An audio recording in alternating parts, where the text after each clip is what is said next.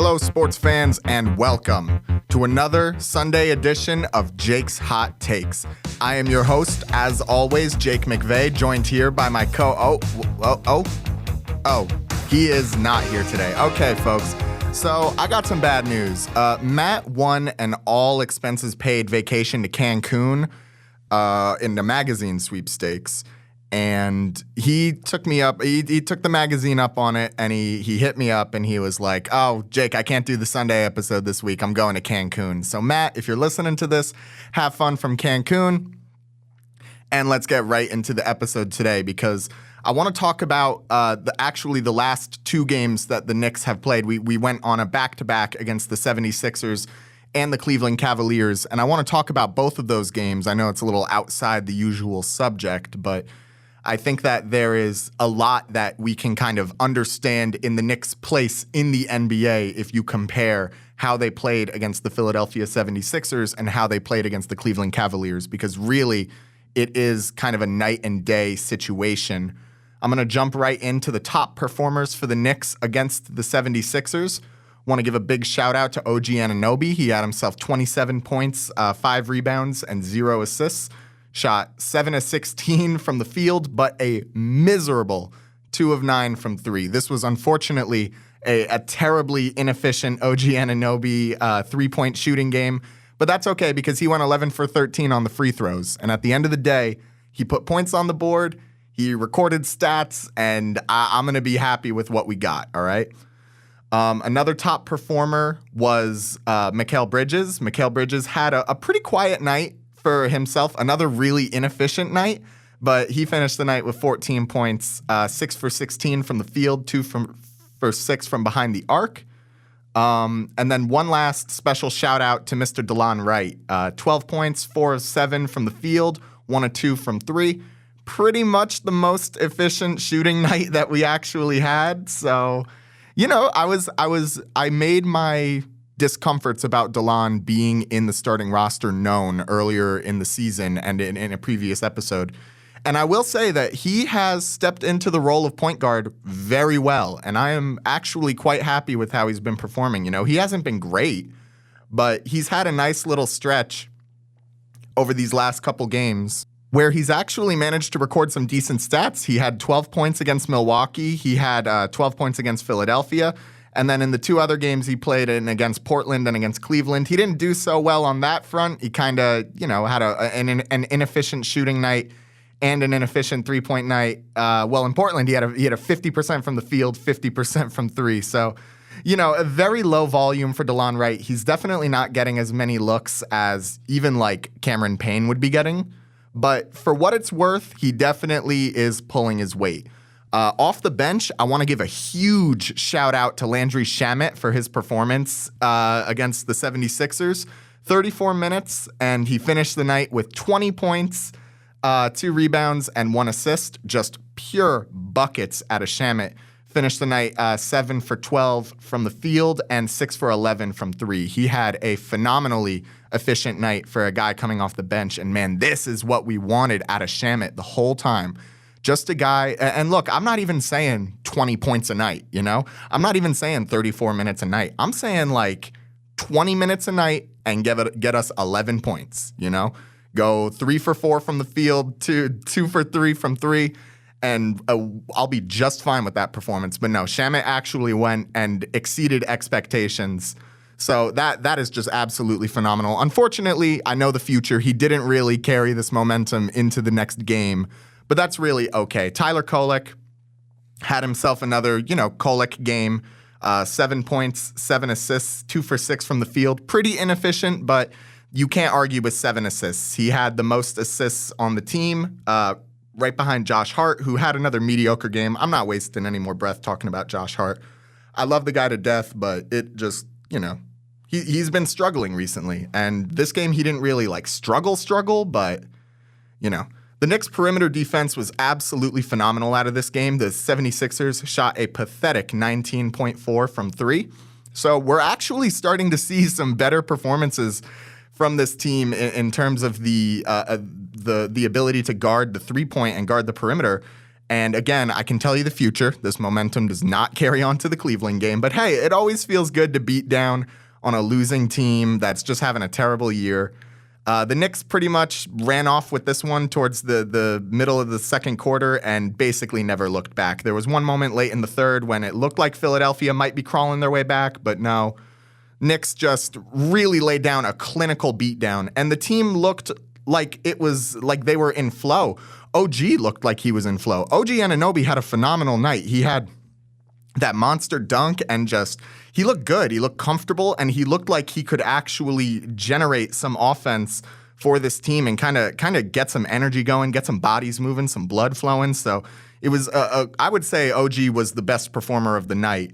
And really, there's not anybody coming off the bench or even anybody in the starting lineup that I really am looking at and I'm thinking to myself, like, wow, what a terrible night for how they are. Because even Precious Achiuwa, he had 2 points against the 76ers. Shot 1 of 11. That is pretty awful. I will say, Precious Achiuwa shooting 1 of 11. Why are you getting one less shot than Landry Shamet? Why is Precious Achiuwa getting those kinds of looks? I actually forgot about how bad of a night Precious had. But he finished the night with 9 rebounds, second most on the team. Again, we don't expect that from Precious Achiuwa. But again, why is he shooting 11 shots? That's just completely unacceptable for a professional basketball team. He should not be getting those kinds of looks. But moving on to a story that is not so great, not such a great situation. The Knicks took a devastating back-to-back. The games were back-to-back, the 76ers and the Cavs game. But to finish the back-to-back, a devastating 124 to 105 point loss. And one last thing that I do want to say about the Philadelphia game before we go on, because I was looking at the box score and I wanted to highlight someone. The Knicks were without Karl Anthony Towns for that Sixers game, and they still performed really well. So that gives me a lot of hope. That puts a warm feeling in my belly. But this game certainly did not. It felt like the Cavs came with a bucket of cold water and extinguished that warm feeling in my belly. Top performers out of the night, Karl Anthony Towns, another big double-double. This guy is a double-double machine, a walking double-double. He can do whatever he wants out there, except for beat the Cavs. Karl Anthony Towns ended the night 25 for 13 or 25, 13, and 1, and shot 9 for 16 from the field, 1 for 3 from 3. Another night where it's like, wow, Towns really wasn't shooting the 3-ball as much. He definitely had a night where he was driving to the rim, kind of getting some mid-range and some post work done.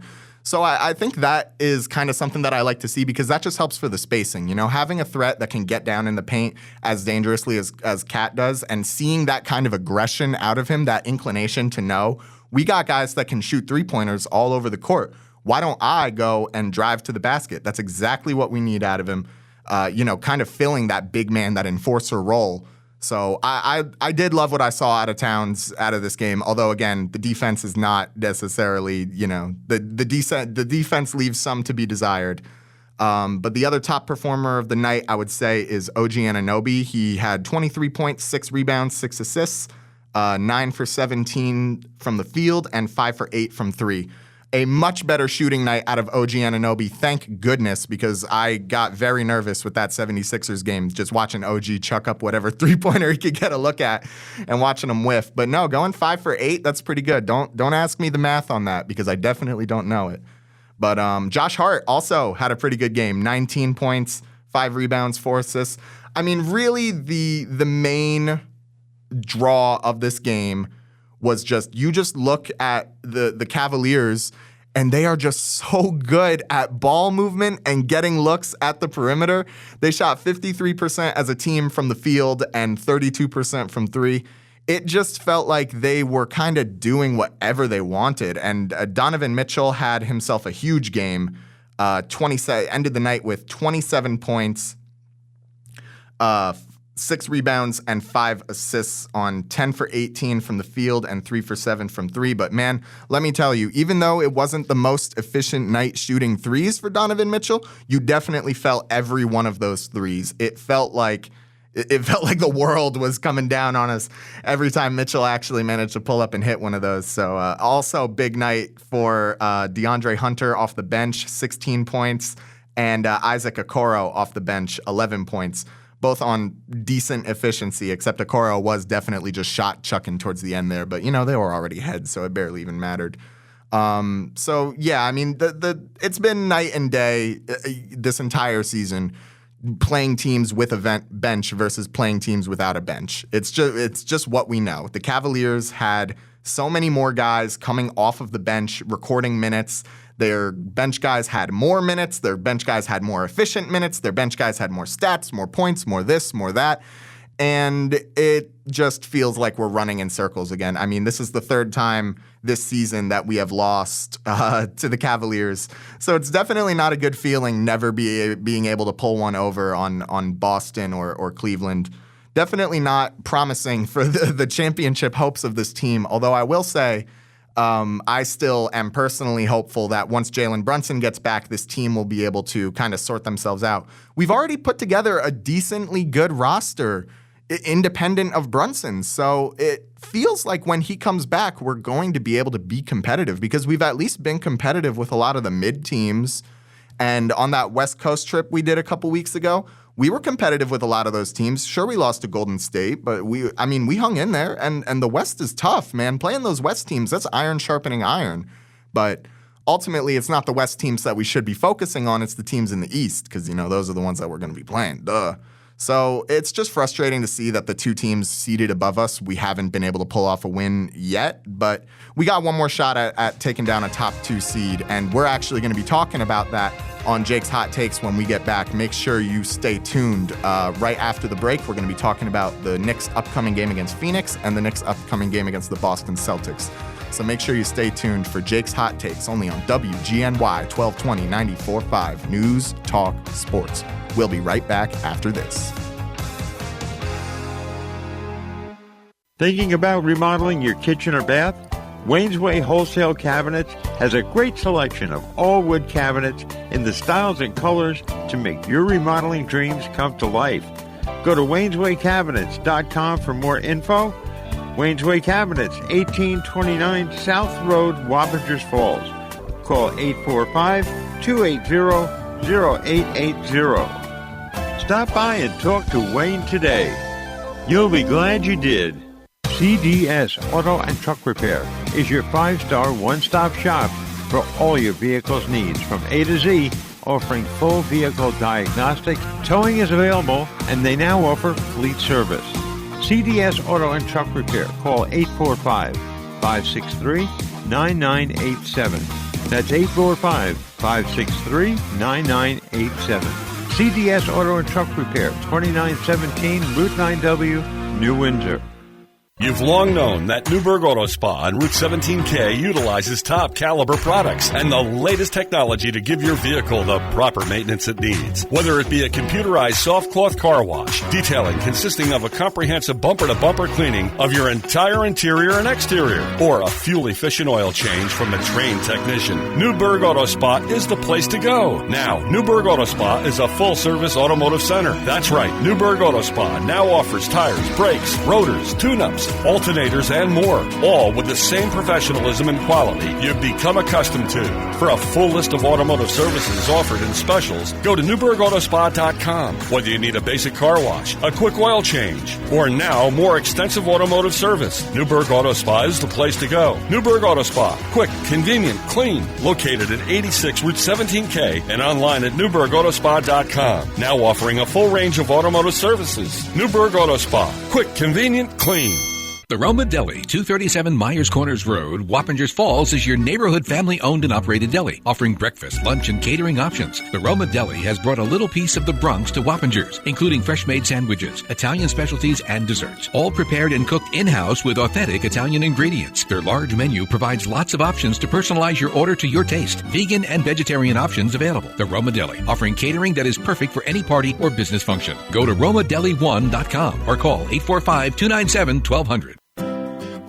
Michael's Appliances presents Ask Andy, the appliance expert. Andy, what makes my oven smell so bad when I self-clean?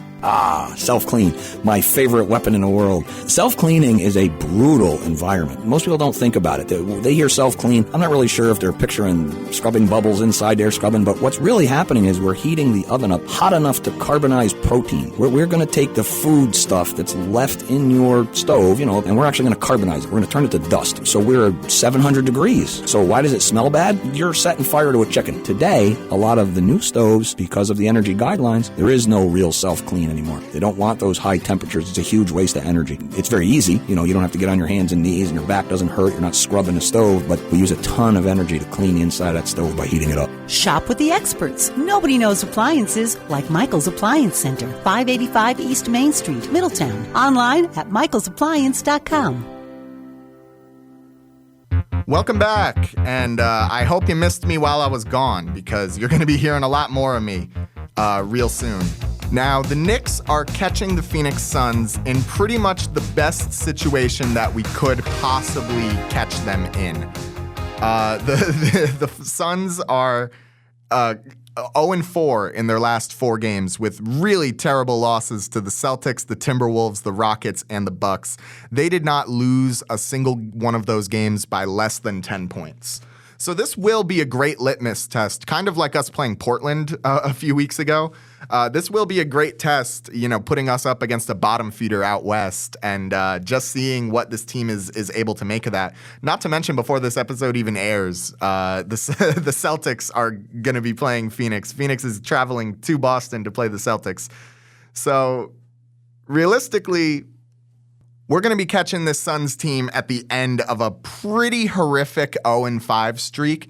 So that definitely does build my confidence in terms of us actually going and, winning a basketball game.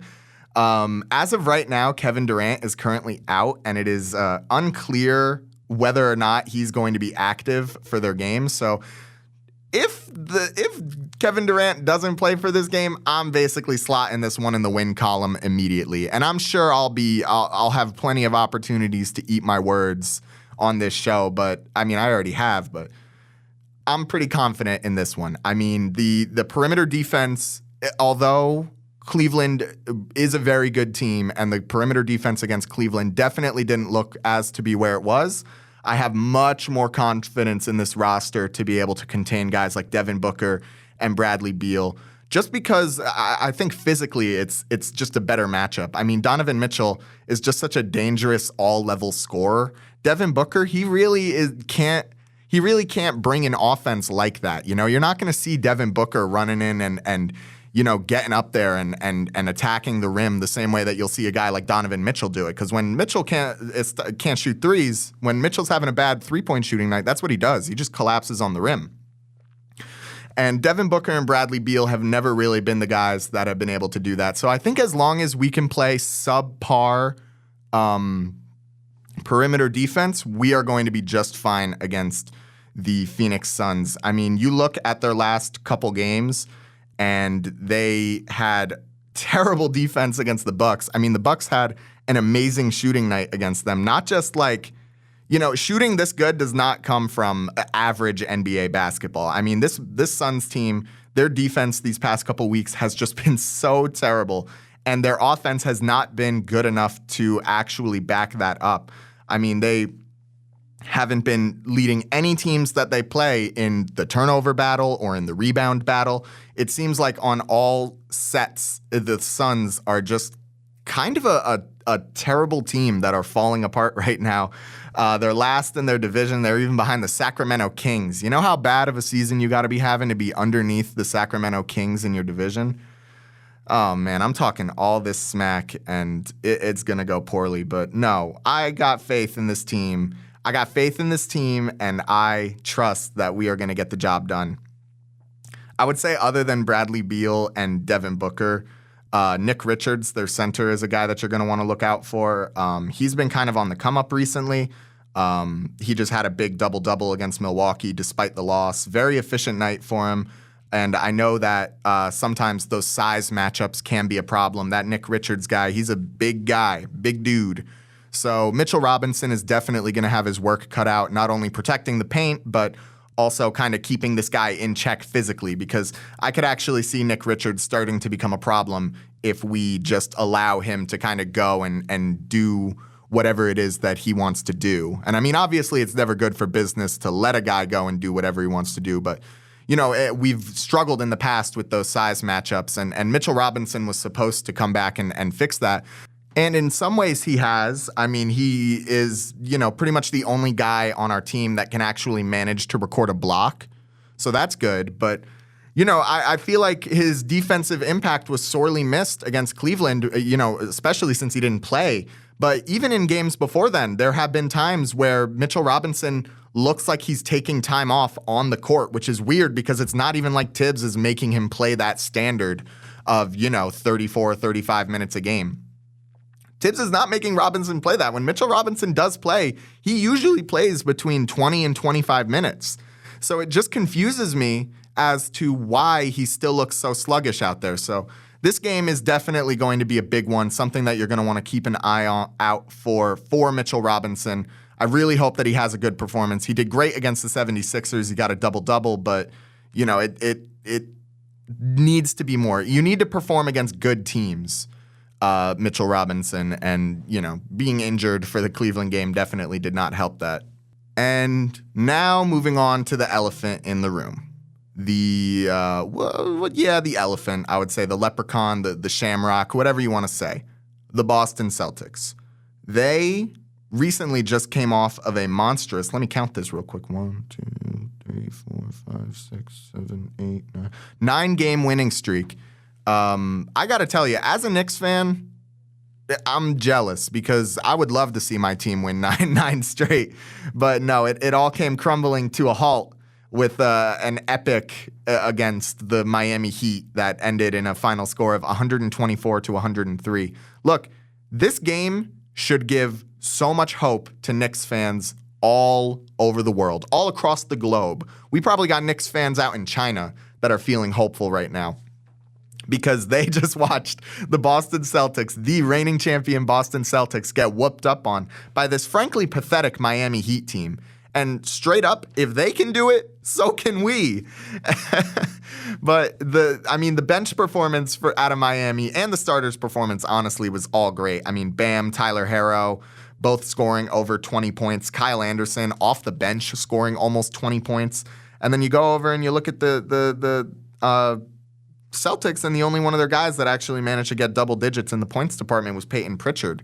So I'm hoping that whatever and the starters did not have a great performance either, although, of course, the expected Tatum and Brown and Derek White all had pretty good nights. But it's just the fact that this Celtics team all of a sudden feels like they don't have as much depth as they used to, at least against this Miami game. It definitely felt like the Miami's bench was significantly outplaying the Celtics. So that gives me a little bit of hope. That being said, we definitely don't got the Heat's bench. If it's going to come down to Boston's bench versus New York's bench, I would bet the house on Boston's bench. So in that case, it's just that we really are going to have to rely on the usual suspects playing at an incredibly high level. We cannot tolerate another terrible efficiency shooting night out of Josh Hart.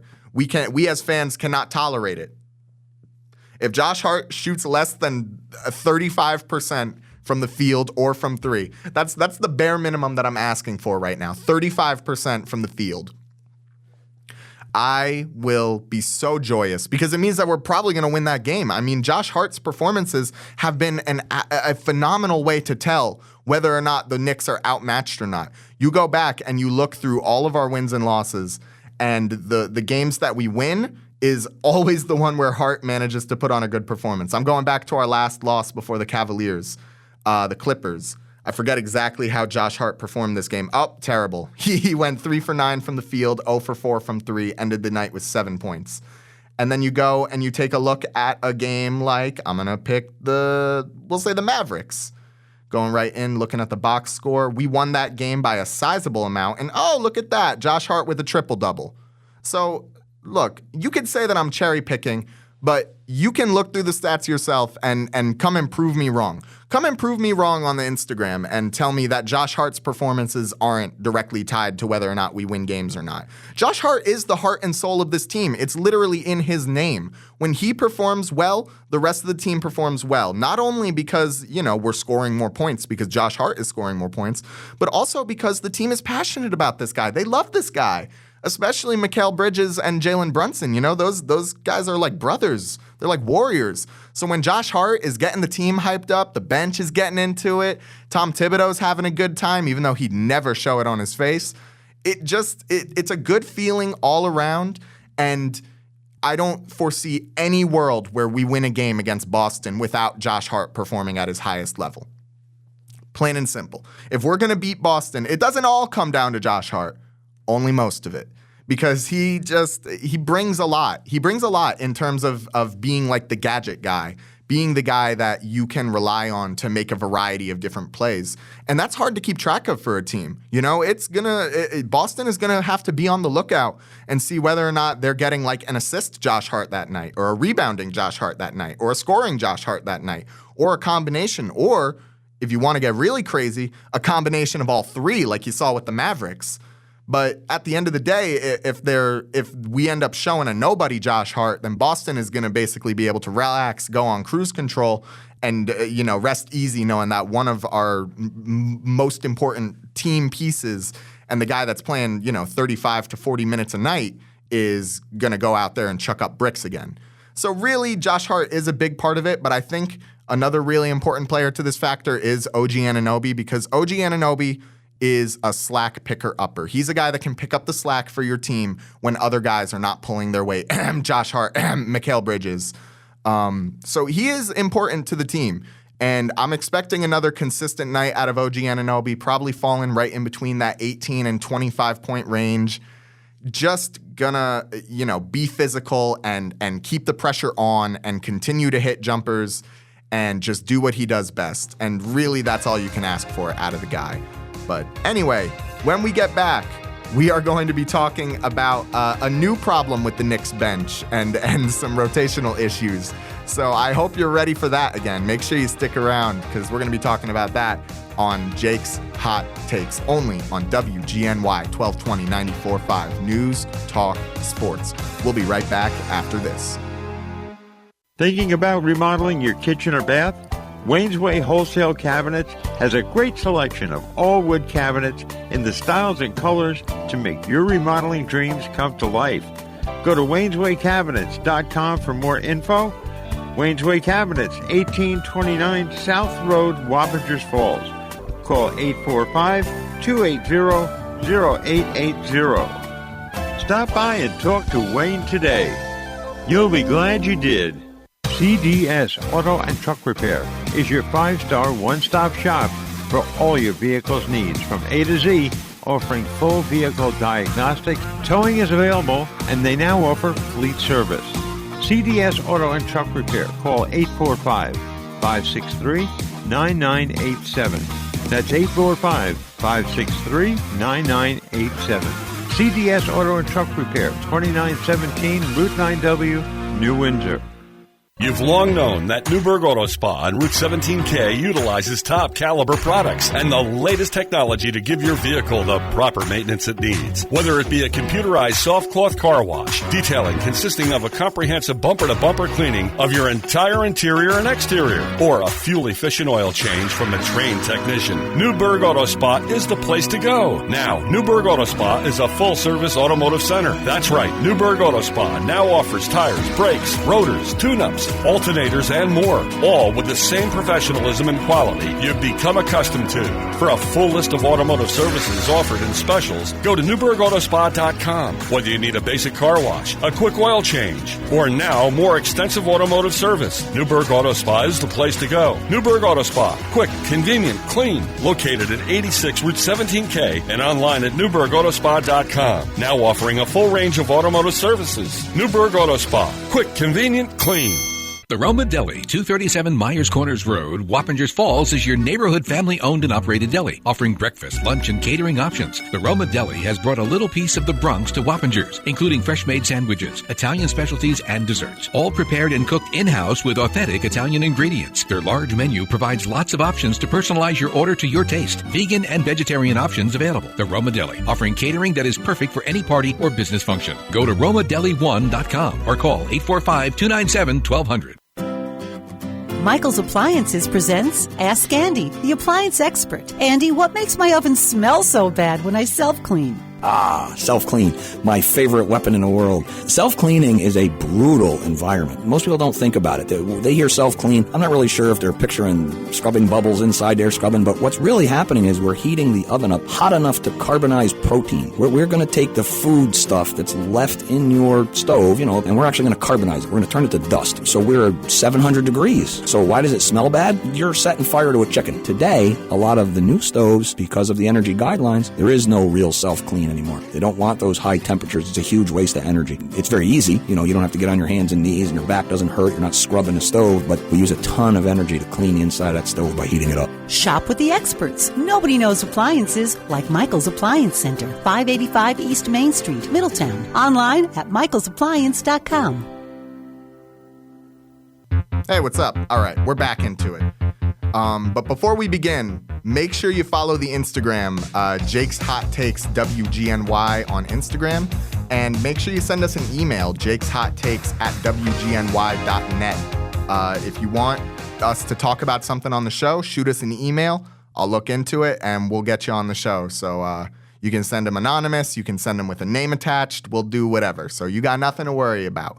Just make sure you follow the Instagram, Jake's Hot Takes WGNY, and send an email, jakeshotttakes@wgny.net. So we're going to jump right into it now.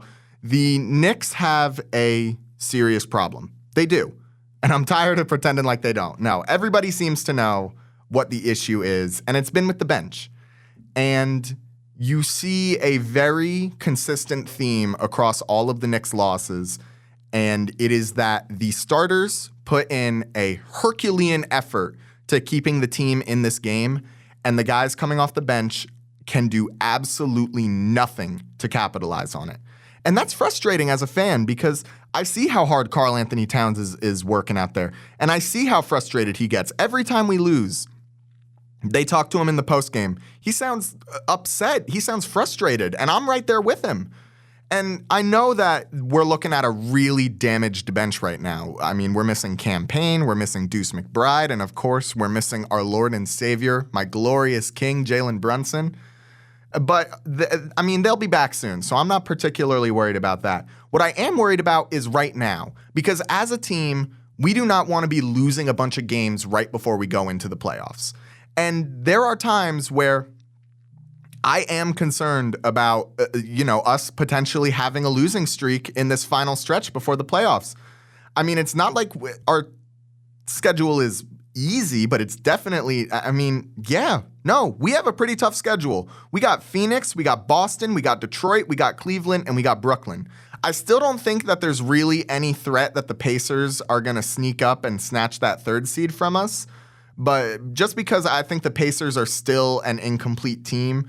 So, the Pacers finish off the year with Denver, Washington, Cleveland, Orlando, and Cleveland again. So, I think it's safe to say that Indiana's going to lose at least 2 of those games, probably both to Cleveland, which means that our position as the third seed in the East is basically set. We're basically set, but that doesn't mean that we can just start giving up, especially when now is a perfect opportunity to be fielding some guys and seeing what they can do and seeing how they could possibly benefit the team.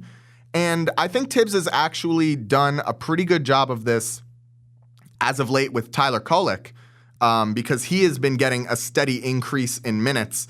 And unfortunately, Kolek is not coalescing at all. He is not the scoring presence that we'd hoped he'd be. And when he does get off the bench, sure, the assists are great, but it looks like he can't do anything other than pass the ball. And we're going to need more out of this guy if we are to make a deep run. We're going to need more out of everybody. Shamet has been nothing but inconsistent this season. And I love seeing those big nights like against Philadelphia when he came out and he was just chucking them and knocking them down and racking up points. But, you know, you look at his performance against Cleveland and he was definitely more of a hindrance than he was an assistance. What we need out of our bench guys is just to be able to get out of the way sometimes. Because as much as I love these guys and as much as I think that they can bring a lot to the team in terms of value, Precious Achiuwa should not be getting 9 shots. Precious Achiuwa should not be getting 12 shots in a game. He went back-to-back. He did a back-to-back where he shot 11 shots in a game and then he shot 9 shots in a game. And sure, it turned out all right against Cleveland. The game didn't turn out all right, but he ended the night 5 for 9 with 13 points. But then you go to a game like Philadelphia where if that game was a lot closer, we very easily could have lost because of Precious Achiuwa's volume that he was taking up. Like, granted, the 76ers are just pathetic, so it didn't really matter in the end. But these bench guys don't know how to get out of the way. Take a guy like Margin Betchump for a second. He had 2 minutes on the court and he managed to score 4 points. That's exactly what we need. He got in and out, got the job done, took 2 shots, took 1 3-pointer, didn't get in the way of anybody, and he managed to make a winning contribution. Landry Shamet had 1 more point than Beauchamp did on 5 more shots. And I can't help but think that those shots would have been better spent on a guy like OG Anunoby or Mikal Bridges or Karl Anthony Towns. Because Mikal Bridges only shot 6 shots the entire night. And he definitely wasn't getting like clamped. I mean, the defense was definitely there, but it wasn't a 6 shots kind of night out of Mikal Bridges. I mean, it's just upsetting that Landry Shamet is getting priority and getting those shots over Mikal Bridges. I mean, hell, Bridges played for 10 more minutes than him, and he got 1 less look. It's just a volume thing at this point, and I'm sure that Bridges would have been able to pick up the pace a little bit more had he been getting more looks, but unfortunately those looks were going to guys that in that moment did not deserve to be taking those shots. So I understand the core tenets of teamworkness and such, but I think for some of our bench guys, they just need to know when to get out of the way. And that sounds cruel, but I think it's also true because, you know, you can't win basketball games by including everyone. So that's just my 2 cents about it. If you think that I'm wrong, comment something down below. Let's have a conversation about it. I'm willing to have a conversation about it. I want to talk a little bit more Giants before we get on to Bucks and Pistons watch. I've seen a lot of people around the Giants fan base recently calling for Brian Daboll's job. And I have no idea what these New York fans are talking about. If you actually think that Brian Daboll deserves to be fired after what we've seen out of him, I'm not going to insult your intelligence. I'm just going to say do some more research because this guy Daboll has done nothing but revitalize this team and add a new kind of life and identity to this team. I mean, Daboll brought this team to their first playoff game since Eli Manning, since I don't even know when the last Giants playoff game was before that. It's so strange to me. I mean, he got great production out of Daniel Jones, and we know now Daniel Jones is a terrible quarterback, and maybe that decision to stick with Jones, that decision to invest a lot into Jones with Daboll ended up hurting the team for the worse in the long run. Of course, there was the notorious signing of Saquon Barkley, letting Saquon Barkley walk and re-signing Daniel Jones instead, which easily has been one of the worst management decisions we've seen out of this franchise, and maybe one of the worst management decisions we've seen out of any NFL franchise in the last 4 years. I would say maybe barring the Deshaun Watson trade. But that doesn't mean that just because the management made the wrong decision doesn't mean that Daboll's at fault. He's been doing everything that he can with this team. And, granted, hasn't been a lot of success, I will admit. They only won 6 games the year after they won a playoff game, and then they won 3 games this season. So definitely not a great situation.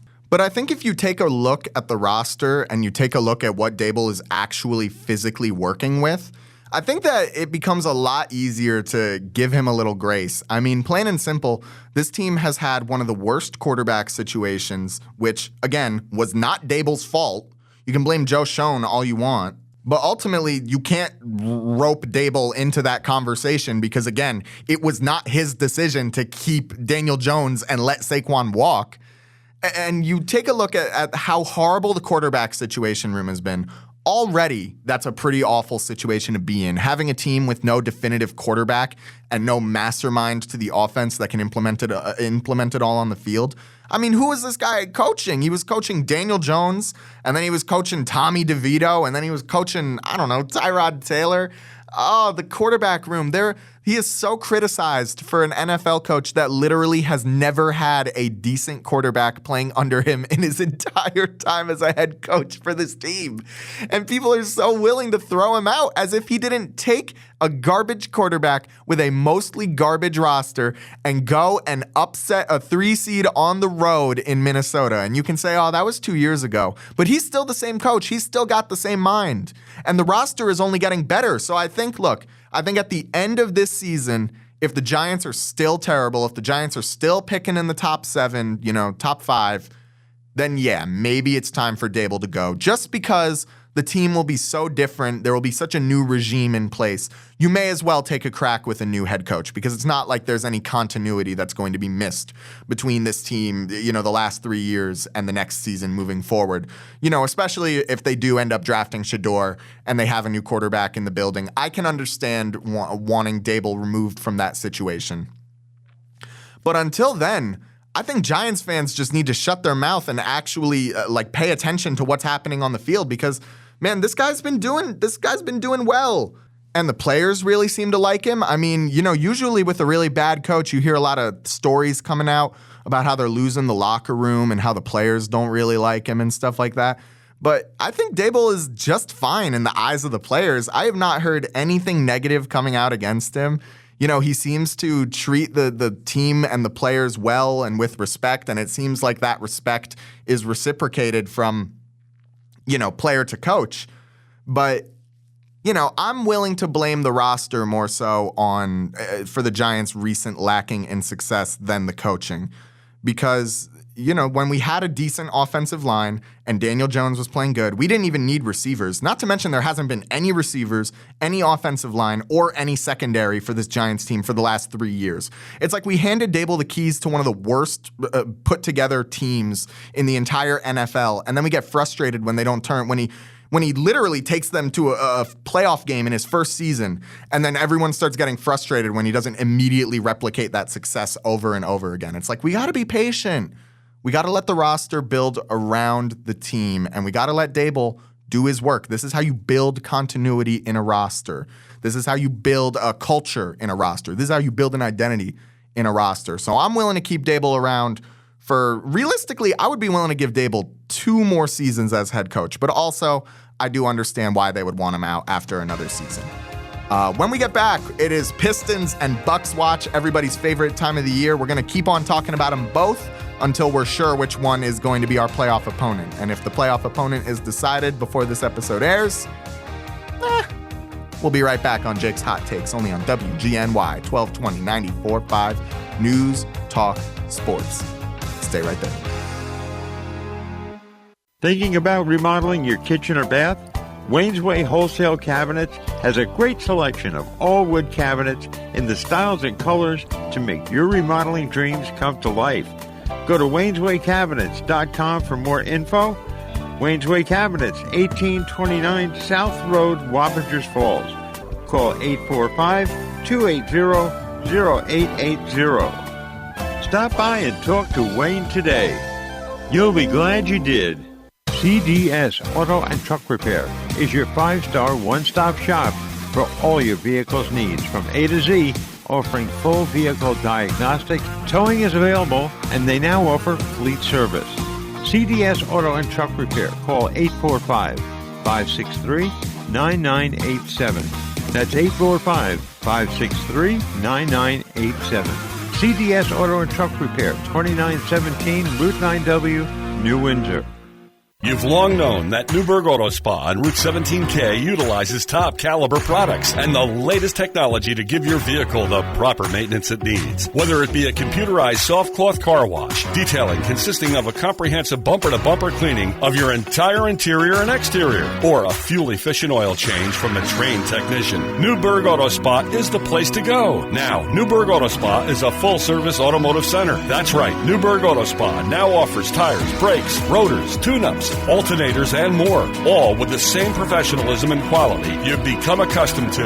For a full list of automotive services offered in specials, go to NewburghAutospa.com. Whether you need a basic car wash, a quick oil change, or now more extensive automotive service, Newburgh Auto Spa is the place to go. Newburgh Auto Spa, quick, convenient, clean, located at 86 Route 17K and online at NewburghAutospa.com. Now offering a full range of automotive services. Newburgh Auto Spa, quick, convenient, clean. The Roma Deli, 237 Myers Corners Road, Wappingers Falls, is your neighborhood family-owned and operated deli, offering breakfast, lunch, and catering options. The Roma Deli has brought a little piece of the Bronx to Wappingers, including fresh-made sandwiches, Italian specialties, and desserts, all prepared and cooked in-house with authentic Italian ingredients. Their large menu provides lots of options to personalize your order to your taste. Vegan and vegetarian options available. The Roma Deli, offering catering that is perfect for any party or business function. Go to RomaDeli1.com or call 845-297-1200. Michael's Appliances presents Ask Andy, the appliance expert. Andy, what makes my oven smell so bad when I self-clean? Self-clean, my favorite weapon in the world. Self-cleaning is a brutal environment. Most people don't think about it. They hear self-clean. I'm not really sure if they're picturing scrubbing bubbles inside there, but what's really happening is we're heating the oven up hot enough to carbonize protein. We're going to take the food stuff that's left in your stove, and we're actually going to carbonize it. We're going to turn it to dust. So we're at 700 degrees. So why does it smell bad? You're setting fire to a chicken. Today, a lot of the new stoves, because of the energy guidelines, there is no real self-clean anymore. They don't want those high temperatures. It's a huge waste of energy. It's very easy. You don't have to get on your hands and knees and your back doesn't hurt. You're not scrubbing the stove, but we use a ton of energy to clean the inside of that stove by heating it up. Shop with the experts. Nobody knows appliances like Michael's Appliance Center, 585 East Main Street, Middletown. Online at michaelsappliance.com. Hello. Hi. Welcome back. Jake's Hot Takes. You know the drill. It's Bucks and Pistons watch. We're keeping an eye on the Knicks' potential playoff opponents so that we know what we're up against as we get late into the season. We're going to be starting off with the Bucks because the Bucks had a dominant win in a dominant fashion over the Phoenix Suns. Definitely was looking like it was going to be a close one towards the halftime once we were getting to that halftime break. Halftime score of 60-59, but ultimately Milwaukee came out there and just kind of dog walked the Suns. Let me say it was an when I say incredibly, I'm talking like Mr. Incredible, like incredibly efficient shooting night out of the Bucks, shooting 68.9% from the field and 58.6% from three. It seemed like these guys could not miss. Every time one of them pulled up for a three-pointer, there was more than every other three-pointer they shot ended up going into the basket. Just an absurd level of efficiency. And only three guys coming off of the bench, too. This is probably the most impressive win for the Bucks, not all season, but in the last, I'll say 5 or 6 games. Definitely has been their most impressive win. Top performers include, take a guess, Giannis Antetokounmpo, 37 points, 5 rebounds, 11 assists. Big facilitating night for the Greek Freak. Shot 12 for 18 from the field, 2 for 4 from 3, 11 and 12 on the free throws. I mean, that is just a masterclass of a scoring performance out of Giannis. And doing all of this without Damian Lillard, too, is definitely an underrated part of how dangerous this Bucks team looks after this Suns win.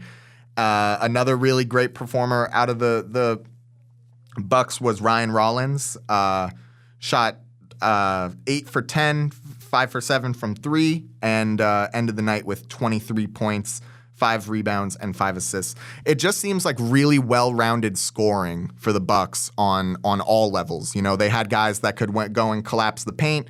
It really just seemed like the Bucks were really just getting it done on all levels. And now I don't think it's much of an overreaction to be a little bit more afraid of the Bucks than the Pistons in terms of like playoff opponents.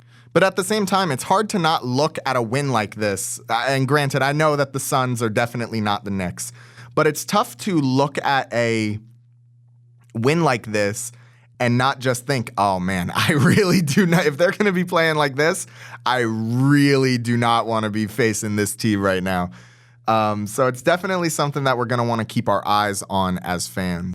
That being said, taking a quick look at the injury report, Damian Lillard is still out. Definitely going to be a different situation for Dame when he comes back. Jericho Sims, again, out for the season. Giannis is having some foot issues, it looks like, and AJ Green has some shoulder issues. Ultimately, it doesn't look like injuries are going to play a huge role if the Knicks do end up facing the Bucks round one. Like I said, barring the Jericho Sims situation where it looks like he's going to be out for the season. Damian Lillard should be back and healthy in time for playoffs, although whether or not it will impact his play on the court, I can't say that one way or another. In terms of how the Bucks have been playing defense, pretty well, I would say. The Bucks have looked pretty good on defense, sporting the 14th highest defensive rating out of any team in the NBA. Definitely not insurmountable, especially considering that the Knicks got themselves a defensive rating, the 5th best in the NBA. So, woo, big fan of that. So yeah, definitely a lot to look at with this one. And now, pivoting right on to the Pistons, who recently have taken a pretty rude loss to the Oklahoma City Thunder. We've been there before, bud. We know what's going on with that.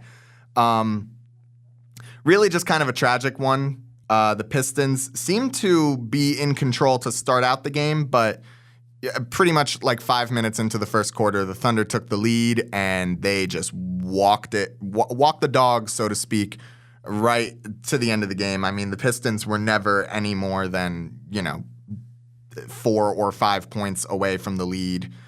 Towards the end, it definitely looked like the Pistons might have been able to pull something off. They got right in within like a 4-point lead of the Thunder, but you know how this Thunder team operates. They truly are just relentless on every single level, except for the 3-point level, because, despite the win, the Thunder only ended up shooting 26% from three, which it was significantly worse than the Pistons shooting 30% from three. But, you look at the other stats, the Pistons lost the turnover game, they lost the rebounds game, and they shot worse from the field. So it really does make sense. Top performers out of the Pistons, Tim Hardaway Jr. had a phenomenal night, 23 points, 8 for 14 from the field, 5 for 9 from three, 3 rebounds, and 3 assists. Pretty much exactly what you're looking for out of that guy. Dennis Schroeder did get the starting look as Cade Cunningham did not play in this game. It's definitely going to be something to keep an eye on. But Schroeder actually came in and still managed to chop things up a little bit. 15 points, 6 for 18, 1 of 7 from 3. Definitely a rough shooting night for Schroeder, but he also got himself 7 assists. So I'm sure Pistons fans aren't that torn up about it. Unfortunately, they were just on the receiving end of an absolutely monstrous performance from Shai Gilgeous-Alexander.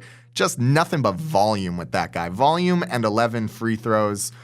Poor 3-point shooting night. Like I said, for the whole Thunder team in general, only 4-5 players on their team actually managed to record a 3-point shot. So definitely makes me feel hopeful as a Knicks fan for our chances against the Pistons, because if the Thunder can manage to put together such a pathetic shooting performance and still come away with a double-digit win, I'm feeling pretty good because, we're the Knicks. We can put together a double-digit win. We can make that happen, especially against a team that just was not well put together against, in the face of a very, very dangerous Oklahoma City Thunder team. Definitely looks like a team that is going to be, marching their way to the finals. I mean, if we do end up making it, I'm almost certain we're going to see them as our Western Conference opponent. Moving right on to the injury list, Tobias Harris has been listed day to day. That would be a huge loss to the Knicks, to the Pistons shooting, assuming that he's going to be healthy for playoffs and stuff. It doesn't really give any indication that he's not going to be healthy for playoffs. Cade Cunningham is also injured. He is out. He did not play against the Thunder. and it is currently unclear. It's a calf injury, but it's currently unclear how long he's going to be injured for or when he will be back. Jaden Ivey is still out, so I don't expect to see him back for the rest of the season.